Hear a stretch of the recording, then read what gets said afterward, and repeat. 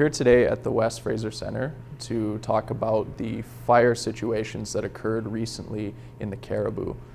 So this year presented an unprecedented natural disaster environment for the people of Quesnel, the community and region of the Caribou, Western Canada, and Canada as a whole. Currently, at the time of filming, there are over 27 fires still burning. This is well over 2 months after the first fires were spotted. So these fires have caused the evacuation of a great deal of communities in the local area. This led to the cancellation of a great deal of local community events. On this episode of Upfront, we're going to be talking with Mayor Bob Simpson about how the community of Quesnel dealt with this situation and what we're doing in the future to mitigate this loss.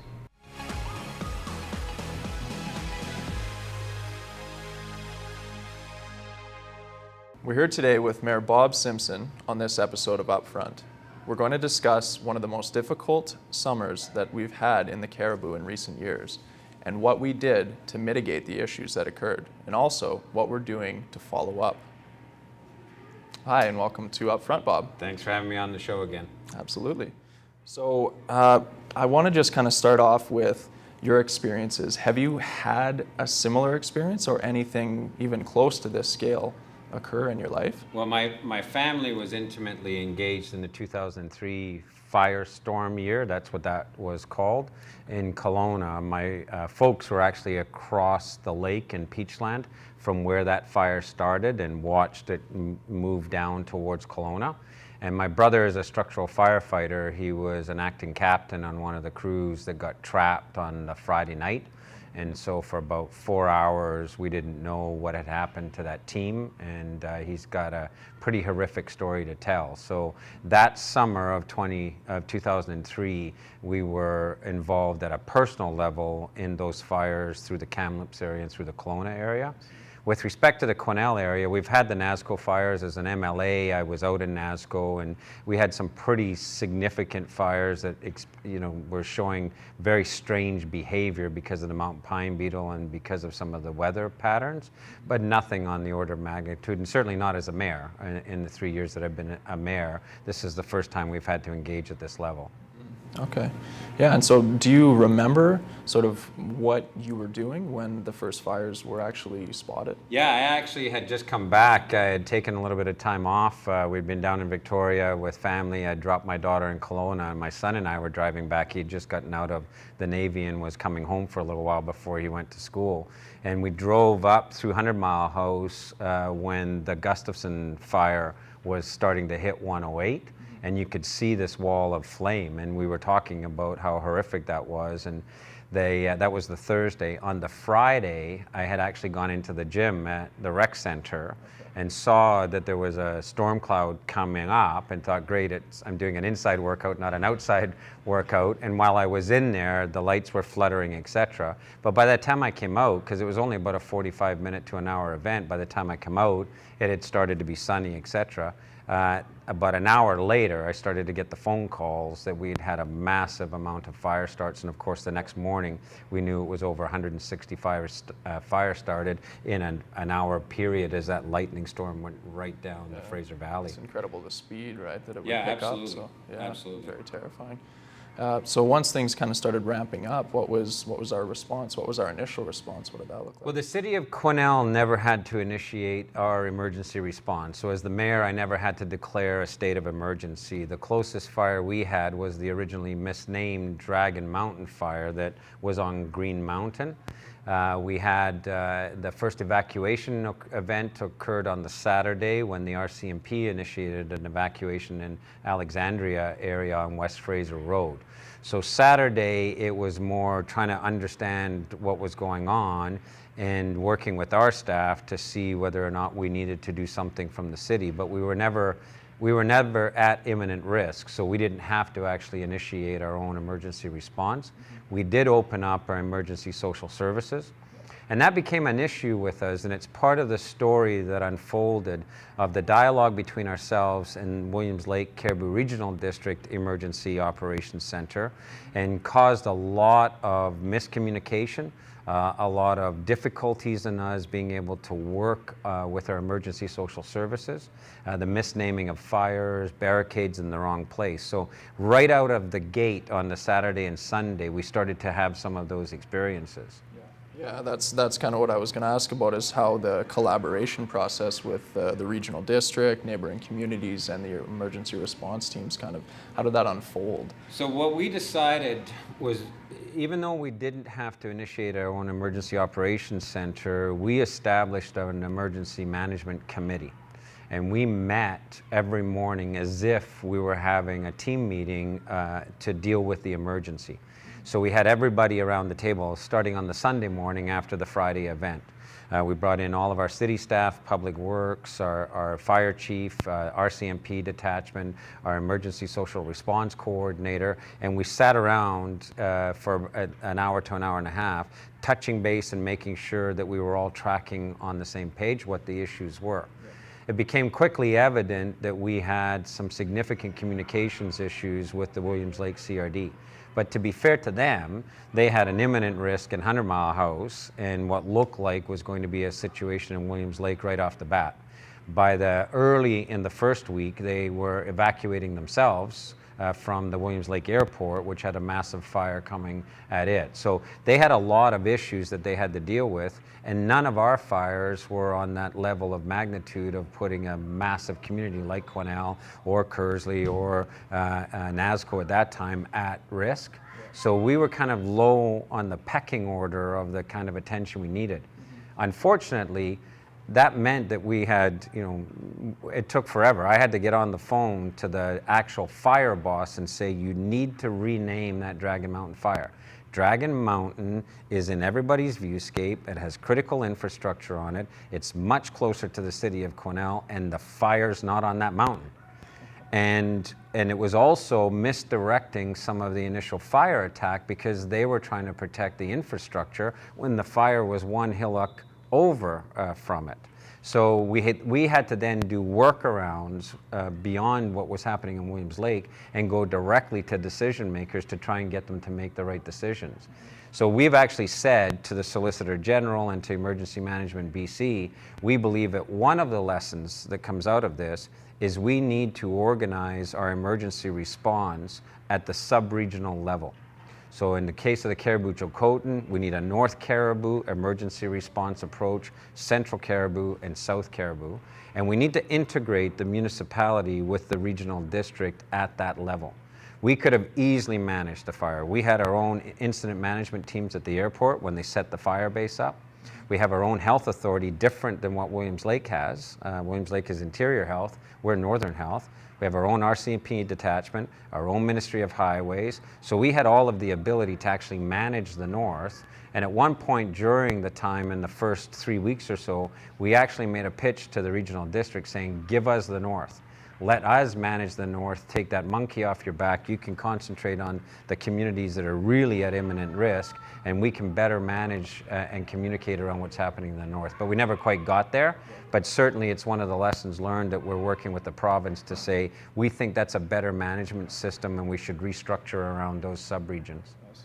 Regarding communication with actual community and the citizens of Quesnel, such as Facebook, Drab BC, some of those mediums. Was there any collaboration on that part? Or? So again, I had the luxury as a mayor to not be managing an imminent risk, not having to call an evacuation order for the community that I'm elected to and responsible for, and not having to work with an emergency management response team.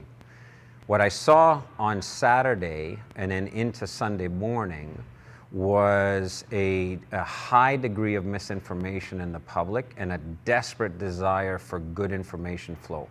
And at that time, Drive BC wasn't able to keep up with what was going on. The decisions were making too quickly, and they didn't have the resources to update their webpage. The regional district didn't have the resources either. And the wildfire branch were really not on top of it at that point. They didn't have information officers in our area, etc. So I decided, because I had the luxury of being able to understand what was all going on, that I took over our social media response, and I started to post 2 daily updates that brought together all of the information and pointed people to the right information. Within about 48 hours, we saw a massive drop in the disinformation, the WTF sites, etc., because people could point to where accurate and sort of common sense information was made available. So again, one of the things that we're doing as a city is we're rolling up all of our lessons learned into a brand new emergency response package. And in that, we've decided we would have our communications clerk immediately become our social media person. And from the get-go, until all the other information sources are up and running, we would make sure that we were posting on a daily basis what the correct information was. So we've taken that and internalized it, and if we have another event, we would immediately start that process. That's excellent. So I'm going to throw it to a question from Sandra Lewis, who is an insurance agent here in Quesnel. Wanted to make a statement about today was the struggles as an insurance agency here in the Cariboo, particularly in Quesnel, of when all of a sudden our binding authority was rescinded and we had no authority to put any new coverage on anything, whether you're buying or selling or you haven't had insurance before and decided you need insurance. So as an insurance agent, it's always a disheartening when we can't sell that to you. It was a real struggle because this was unprecedented.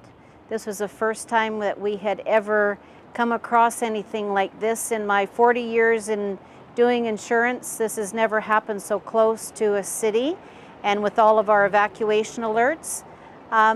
But we didn't take no for an answer. We as an agency kept on top of where the fires were, how far away they were, at what point that they were contained, trying to deal with the provincial government to give us enough good information that we could convince some of our insurers that they were fine, Quesnel was fine, we're not going to burn up, you can insure this house and not have to pay out full on a payout for the next few weeks. So we didn't take no for an answer. We just did what we could because that's what we are here as independent insurance agents. So it was a big struggle for us, but a huge learning curve. And hopefully, if it ever happens again, we will be better prepared to help people.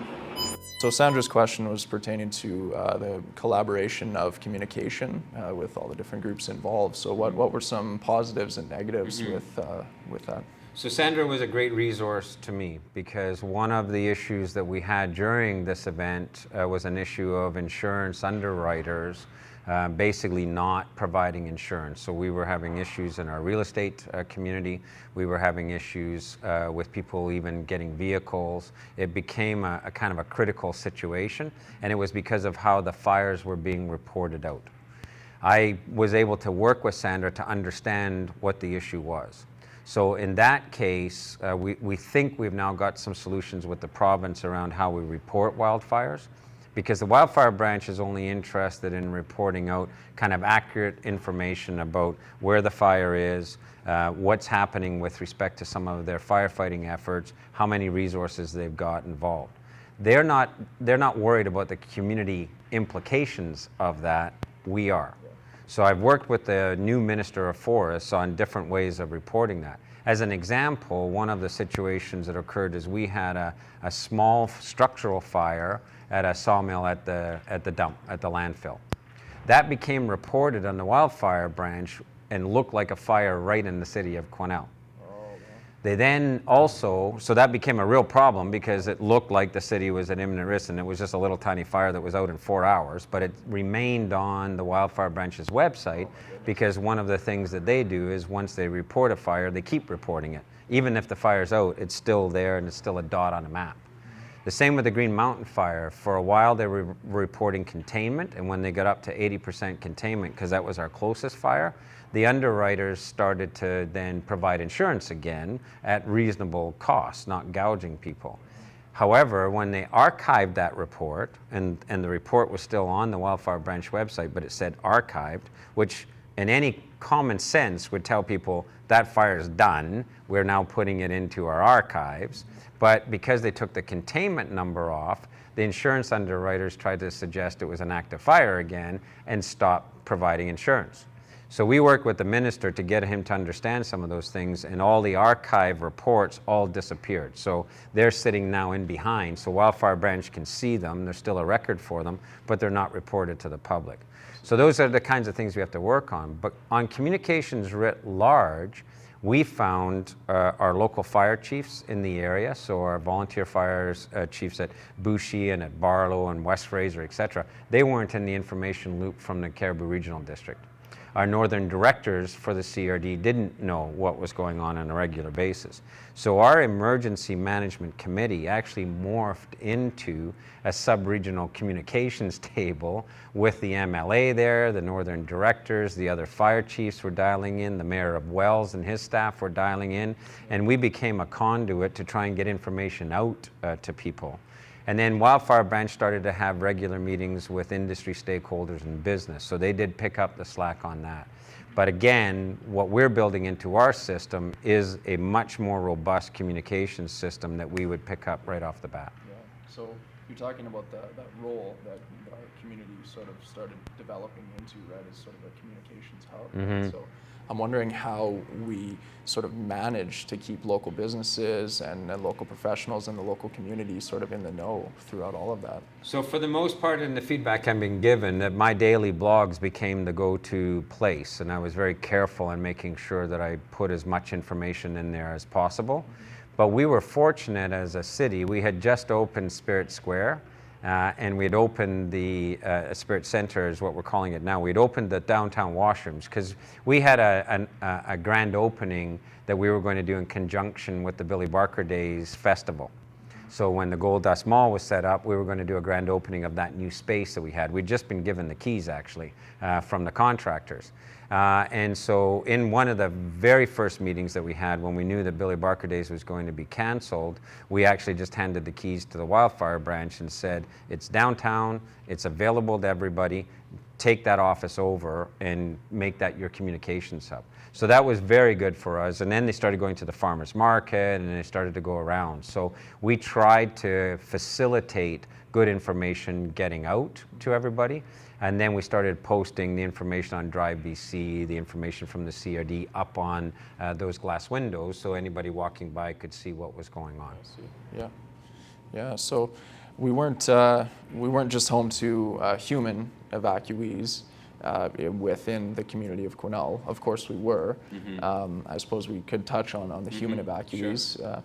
However, just a side note is the animal evacuees that occurred. That was one thing that was definitely in the forefront. Mm-hmm. So the Pet Safe Coalition was an organization that was helping out in the BCSPCA as well. So do you want to elaborate on sort of the evacuation situation as a whole? Absolutely, and big kudos to our volunteers and our emergency social services. We had about 50 volunteers who ran that on the human side, as you put it, and then Pet Safe Coalition in particular, who ran the Animal Evacuee Center at Alex Fraser Park.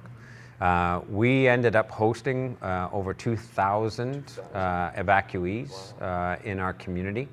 We weren't like a Prince George or a Kamloops where we had the mass evacuee center and we were housing people, because most of those evacuees were either staying at Alex Fraser Park or some of our campgrounds in their trailers, or staying with family and friends. But we were still providing all of the services to them, helping them with their Red Cross applications and so on through the rec center where we had our emergency social services.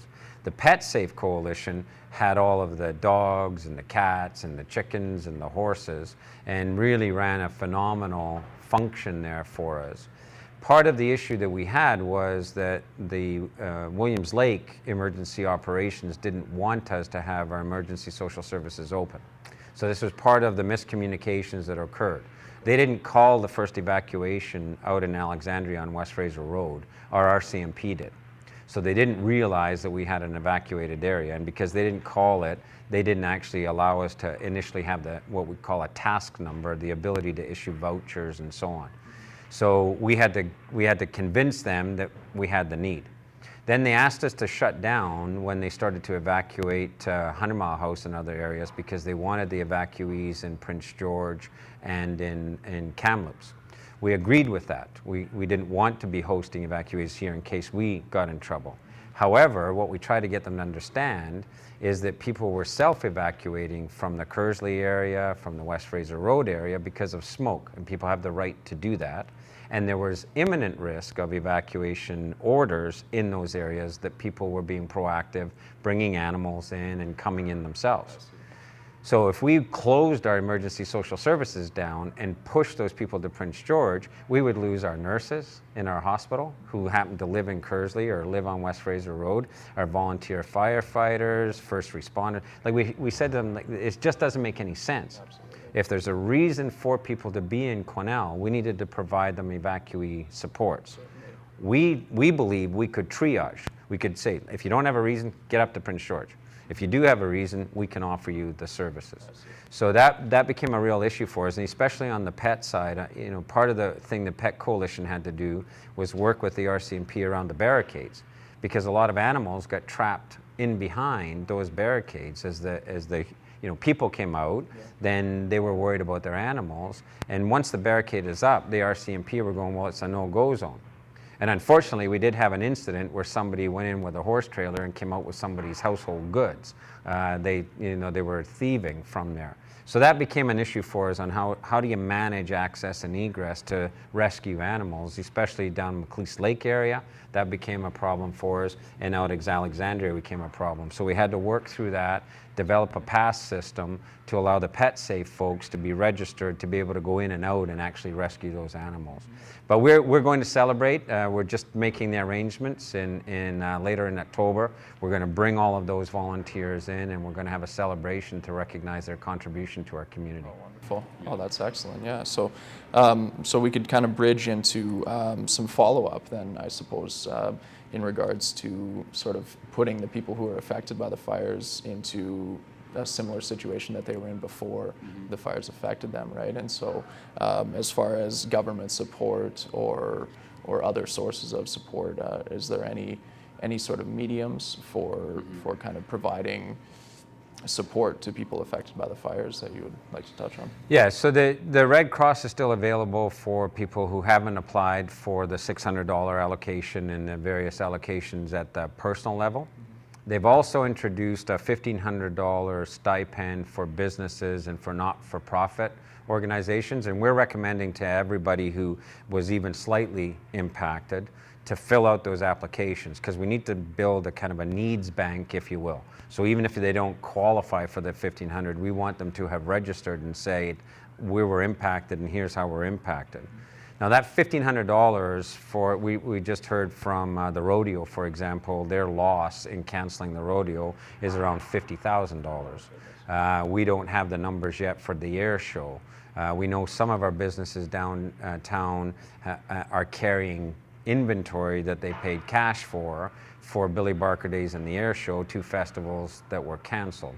So $1,500 is not going to go anywhere for these folks. It's a nominal contribution. What we were able to do with the province, with the new government, is we've secured $150,000 for us to put some recovery coordinators on the ground. We're just putting that team together now. Our argument to the government is we don't want a bunch of bureaucrats from Victoria coming in saying, hi, we're from Victoria, we're here to help, and here's the programs we've developed for you. That's not worked in the past, didn't work on the North Star Mill shutdown, didn't work on the Canfor shutdown, and it hasn't worked with our annual allowable cut reduction in our transition strategy. So we successfully argued to get resources to get our own people to go and investigate what the issues are.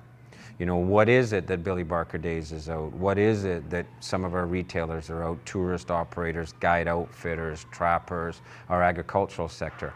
We want to be able to capture those stories ourselves. And through two different reference groups, one for our kind of business, retail, commercial, and one for people who are dependent on the land base, so agriculture, mining, forestry, and trapper guide outfitters. We want to be able to roll those stories up into requests of government for help that make sense to us. So we're in that process. That team will be announced next week, and we're very fortunate. We've got some really good people who have made themselves available to do that work in our community. And then our target is some early asks by the end of November, so the government can start providing us with some program support, and then the final recovery strategy delivered to government by the end of February. I see. Yeah, so that the fire recovery coordinator position and the event recovery fund you kind of touched on a little bit there as well, right? So and what we decided, a single coordinator, we're kind of dividing it. It's going to be actually be a 4-person team that does this work. We've divided it into land-based dependent sectors, and we have a person who knows those individuals and has actually formerly Ministry of Forest, Wildfire, retired, so he's really got a good handle on what's going on there, so that's a separate initiative that we want to understand. And then we have 2 individuals who will then do the commercial, retail, tourism, more the kind of urban, city-centric work. That way we get 2 really good initiatives that help us to deepen our understanding about what's going on and then give that advice to government. I see. Yeah, and so one specific example of funding for a nonprofit organization, the Pet Safe Coalition we touched on, right? And so I know the BCSPCA provides or is provided a subsidy or some sort of funding there. So would that be something possibly in the future for the Pet Safe Coalition, or is that so Rotary also assisted. So some of our service clubs are going to step up and I think and they're also looking, okay, how do we best help, because they've also got the ability to go national or even international in their fundraising efforts. Really throughout all of this, the question is always, how can we help? In the early days, people were volunteering and dropping off donations of food and clothing and so on. That wasn't helpful to us because that was overwhelming our volunteers who needed to be helping the evacuees, and we had the ability to give food vouchers and clothing vouchers and so on. So people really wanted to help, but we needed to figure out a way to do it in a way that didn't interfere with us actually doing the help that was necessary. It's the same now. The government, service clubs, charities are all saying, how can we help? And our answer, quite frankly, is we don't know. We need to go and figure that out, right? We need to find out what will really help Billy Barker Day Society to put on, a Class A festival next year again. Skyfest 2 years from now. So on the not-for-profit side, we really need to understand what they need in order to get back on their feet again. On the retail side, the same. We've got some businesses that were gangbusters.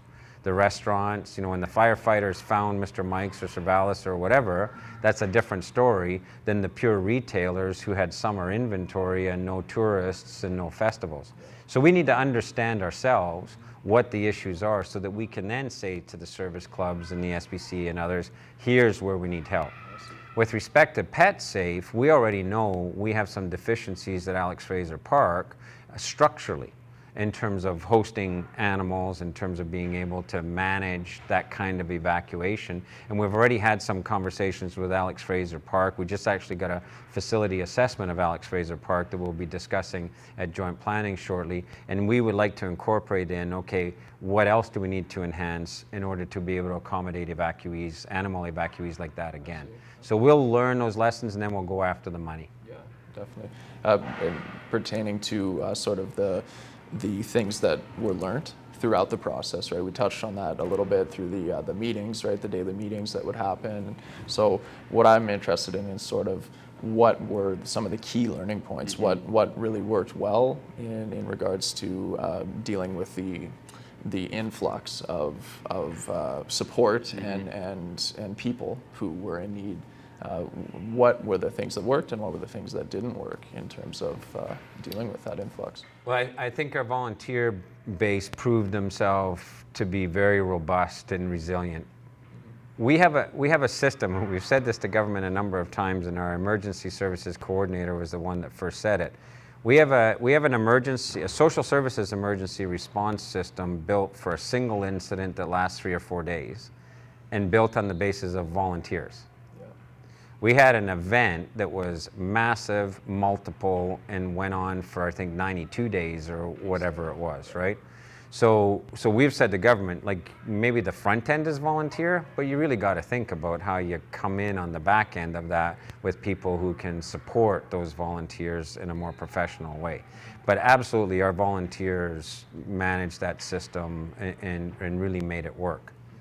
The other piece of it is that we think the government is seeing it right in terms of the kinds of resources that people need during the evacuations, but it's all paper-based. And it requires multiple forms. So we ran into a situation where, for example, people are camping on Alex Fraser Park. They're getting daily vouchers, which means multiple papers that have to be filled in triplicate that end up going nowhere, but they need to be filled out so that the person can get their voucher so they can go to the grocery store. They go up there and they say, okay, well, we didn't bring our coolers out with you. Well, you can't buy coolers on the voucher system. Well, I don't want to buy a new cooler. I've got 2 at home when I finally get home. So that kind of goofiness, right? But then we decided, because it looked like it was going to be long, we got permission to issue 10-day food vouchers. Well, if I'm staying in a small trailer or a tent, I don't have a fridge and a freezer to do 10-day supplies, and yet the voucher required the people to spend all of the money in a single purchase. So then we came up with a gift card system that was hole punched so that they could use that. Well, unfortunately, the other centers used the gift card system without the hole punch to designate that it was an evacuee using it, and they became cash value and sold for people to do other things with the money that they were giving. So we've said to the government, look, go look at the ski hills. You go up to a ski hill now, Sun Peaks or Whistler, you register all your lifts, all your day package, all your rental equipment, everything that you bought is on a swipe card with your face and your name on the swipe card. If they can do that for a ski hill, why can't we do it for our emergency social services? One contact, come in. If you need it to be updated because it's lasting longer, you just come in and update the card. So the government's indicated that they're very interested in doing that work. So I'd say at a base level, we made the system as it is work because our volunteers were capable of doing that, but the whole system needs to be redesigned, and the government has committed to us that they're willing to look at that and do that. I see. I'd like to throw it to a question to Sylvain Gauthier, the Emergency Services Coordinator and Fire Chief throughout all of this. So what did 2017 look for us with regard to the forest fire?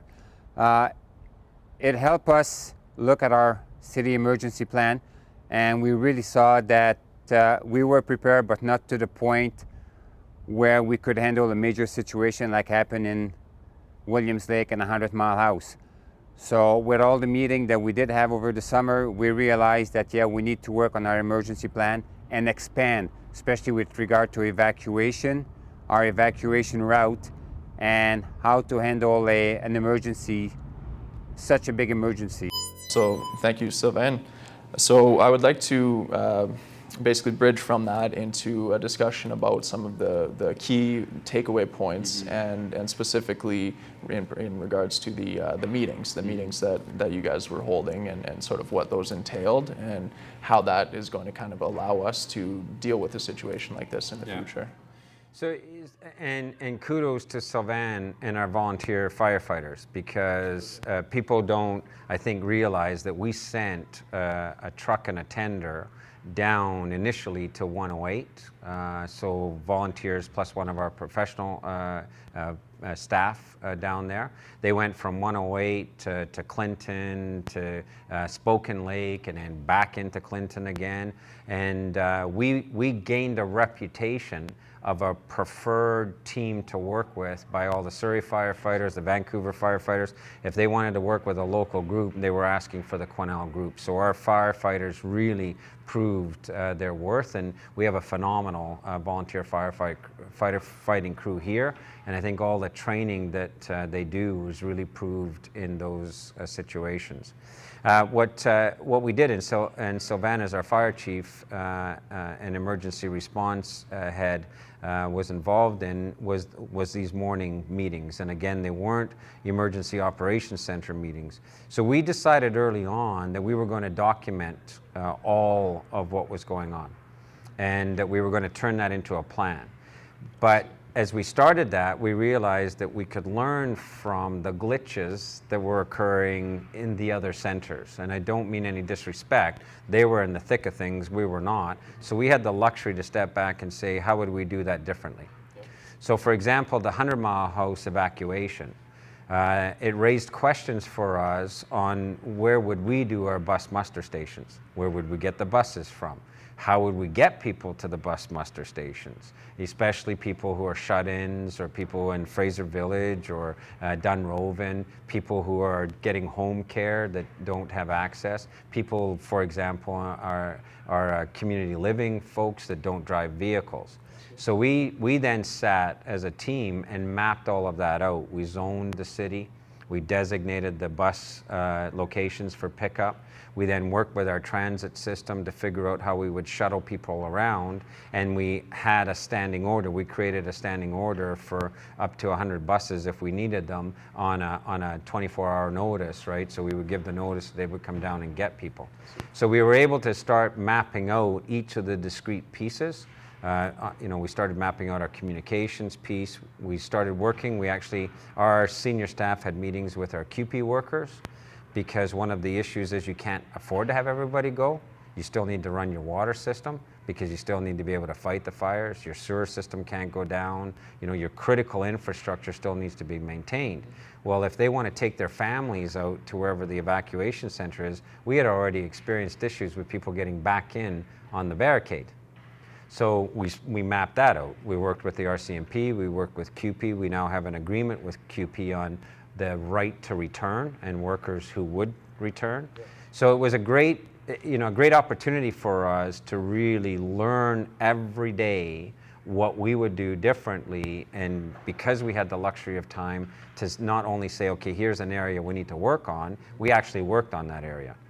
We've now found out that the provincial government is going to make funding available through the Union of BC Municipalities for us to hire some expertise to come and take our raw material and turn it into a comprehensive plan with directions and all of the contact information we come up with, everything else. So that's our next step, and a report will be coming back to council before the end of October from our city manager on those lessons learned and where we want to go to next. Excellent. So I'm hearing a lot of positive aspects that were allowed due to the fact that we weren't on evacuation notice. We didn't receive that order, and so we became a real hub for information and for growth as well. And I would say what happened was we didn't sit back and say, thankfully we're not doing this.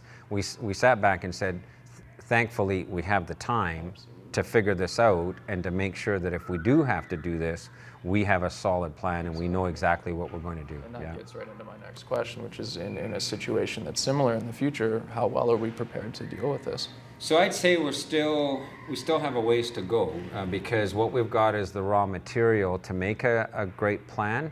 We have had some of the conversations, as I said, with our QP workers, and we've had some conversations with some of Northern Health and other agencies. But we've got work to do, and for me, I would like a straight up yes or no answer. Are we going to go sub-regional? Because if we're going to go sub-regional, then we can plan at the North Caribou level. If not, we're forced to just do the city plan and then try to articulate with whatever happens down south again. So we need that answer. We need the resources from the government to take our raw material and turn it into a plan. But I think we've got the makings, certainly what we learned, we've got the makings of being able to do a much more robust response if we end up in this situation again. So what can the general public do moving forward to become a part of the recovery process in the future? That's a great question. I mean, part of what was interesting for us was the dialogue in the general public about people's responsibilities in those situations. And so there was, on the one hand, there was a desire to engage and participate and volunteer and donate. And on the other hand, there was all of the armchair second guessing of what was going on. And so I think from the general public perspective, really what they need to do is take care of their own business. You know, so make sure that their home is properly and yard is properly fireproofed. There's things that they can do, and they just have to go online and look at fireproofing your home, and they'll get some idea.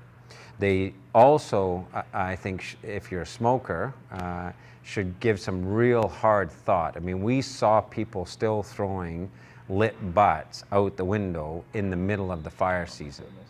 And I think there's part of what we struggled with is a lack of an exercise of common sense during that time period. So we had people trying to go up and look at the fires using back roads and quads ATVs, and we were water bombing that with helicopters, who then would not be able to drop their water on the fire because you've got some guy that wants to get a telephoto lens as close as he can to the fire. So that exercise of common sense really was missing in many cases. We had people who had open barrel fires and within 10 kilometers of a burning fire because they believed they still had the right to party and still had the right to have a warm party at night. And we had people having to go in and because you could see them from the air, so we were taking fire resources to go in and try and get some person who wasn't exercising common sense to put a fire out that was throwing sparks up into the air. Yeah. So that exercise of common sense, that little bit of homework on how people can fireproof. And then I think the other piece for me with the general public is giving the grace for error. There is no perfect world. There's no perfect response. I was in the farmer's market 3-4 weeks ago, and somebody came at me because the smoke was still in the air. Well, I'm the mayor of the city. I don't create the fires. I'm not responsible for the smoke, right? So that grace of, okay, look, I get it. You're sick and tired of the smoke, but what are we going to do about it, right? Or the fact that, as I've said to many people who think that all of these fires could have been put out, forget that it was a 45-minute weather event that created 165 fires, and that our fire crews at the time, which they failed to forget, were either sandbagging in the Okanagan because there was a massive flood event down there, or were on the Gustafson fire. And so that sober thought of stepping back and saying, what is going on here that may have stymied the response, and giving grace for error, giving people the benefit of the doubt. The resources were marshaled as fast as possible. I mean, that camp at our airport had 400 people at it at its peak, and it was set up within 48 hours. We were bucketing and helicopter flying all of the fires in the area. I mean, really, this community was well protected. So I think people need to step back and really do a little bit of educating, give a little bit of grace, exercise a little bit of common sense, and understand that we now live in a world, because of climate change, that we are going to be experiencing events like this, fire and flood, pestilence, and that we're going to be experiencing weather events the likes of which we've never experienced before. And as a consequence, our responses to those are going to have to adapt, which means we're going to make mistakes, and we're going to have to take time to figure it out. And these second guessers and people who want the perfect world, we're not living in a perfect world, and most of those people don't have enough knowledge to even pass any judgment on what's going on. So I think people need to give grace to the professionals who are trying to do their best. Yeah, absolutely. So you touched a little bit on it briefly before. I'm just wondering about some of the support sources that we did see throughout this. Mm-hmm. Do you mind just sort of touching on a few more of those sources of support that came in? I would say one of the kind of group of people that have not received the recognition that they deserve is our healthcare workers. So our G.R. Baker Memorial Hospital went, and I don't have the numbers 100% straight, I think they're a 32-bed hospital, but they went up to 50 plus beds for an extended period of time as we accommodated patient evacuees from Williams Lake into our community. We then had situations in our emergency room, our physicians, and we were very fortunate that we had recruited so many physicians and had such a good cadre of physicians. They really picked up the slack on providing medical care to evacuees, medical care to our own citizens, and people who were stressed or had respiratory issues associated with the smoke. So our medical community, I think, deserves a huge thank you from our own community and recognition for what they did. As I indicated, our own volunteer firefighters, they just went down and they were in some pretty frightening situations as the fire was all around them and they were protecting people's personal property. And so there's a lot of people in 108 and Spoken Lake and down in the Clinton area whose properties did not get burned because of our fire crews that were down there doing that work. And then the volunteers involved with our emergency social services, our Pet Safe Coalition, and individual volunteers who were involved in transporting some of these animals back and forward, who gave RVs to evacuees, who opened their homes to evacuees. There's one woman who initially gave an RV to evacuee family, and then when she realized that there were more families, she gave the keys to her own home because she was taking off. And so that kind of thing, I think, has gone unrecognized as well, where our community really stepped up and in so many levels made it possible for us to be a host community. Councillor Rudenberg, in conjunction with some Rotary and some others, hosted a festival in the park. The NASCO band hosted a festival when NASCO was evacuated late in the day. So we had a community-wide response to this that I think was phenomenal, and I think our entire community should be proud of how we responded to this situation. Absolutely. So on that note, I'd like to throw to one last question with Tim Caldwell of the Downtown Business Association. There's no doubt that the wildfires in our area this year have had a serious impact on our businesses in the downtown area. We've had major highway closures. We've had the cancellation of our Billy Barker Days Festival and the 2017 edition of Skyfest. This, of course, means that there's fewer tourists coming to Quesnel this year, and our retailers and other businesses are looking for those tourism dollars. My question to you, Mr. Mayor, is what are the resources available to these businesses, and what resources do they have? Where can they get more information? Thank you, Tim. So he touched a little bit on what the province and the federal government are doing to provide recovery and mitigate the loss that we've experienced here. So do you mind elaborating? Yeah, and I think it's the question that we've asked ourselves is what's the best response from government? So as our recovery coordination team starts to understand what the stories are, as a council and as a mayor, we just came back from the Union of BC Municipalities meeting where we had a record number of meetings with the new ministers. I had 11 booked meetings with different ministers. I had about 4 or 5 ad hoc meetings, and we met with the Premier in conjunction with the mayors of 100 Mile House and Wells and the CRD. So we as a city went down with a very specific message, and this is where the federal government needs to come as well. We've said that the fires have only accelerated a transition that we're already in. So we don't want a specific fire recovery per se. We need to understand if there were specific issues with retailers or not-for-profits related to the fire, that needs to be addressed. But as a community and as a region, what we need is them to understand we were already transition planning.